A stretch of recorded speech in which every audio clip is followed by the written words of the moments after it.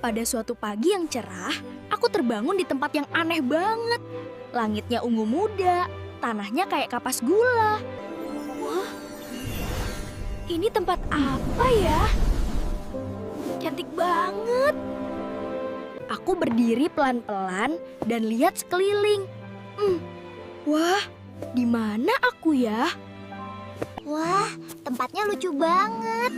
Selamat datang di negeri ajaib, Riko. Di sini semuanya ramah.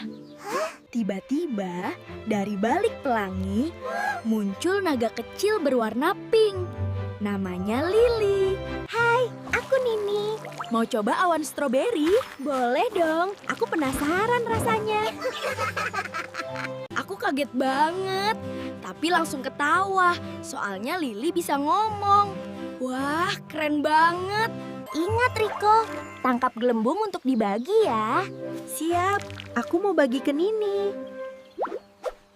Kata Lily, di negeri ajaib, semua yang berhati baik bisa bikin keajaiban. Waktu aku melangkah, bunga-bunga tumbuh di kakiku. Kok Riko nggak bagi ya? Riko, ayo kita ingat untuk berbagi, biar semua senang. Maaf, aku lupa. Tapi tiba-tiba, langit jadi sedih. Ada batu kecil sendirian di pinggir jalan. Maaf, aku makan banyak dan lupa berbagi. Jujur itu hebat. Lihat, bunga tumbuh karena hatimu baik. Aku dan Lily langsung bantu batu kecil itu balik ke tempatnya. The bridge is wobbly. Easy, we'll cross together. Nini, help blow softly, okay? Ready, I'll blow gently. Dan ajaibnya, langit langsung cerah lagi. Lily bilang, kebaikan kecil bisa bikin dunia indah. Cuit, barangku kemana? Tenang, kita kumpulkan bareng ya. Aku tiup pelan biar semua aman. Aku paham sekarang. Negeri itu ajaib, bukan karena sihir, tapi karena hati yang baik.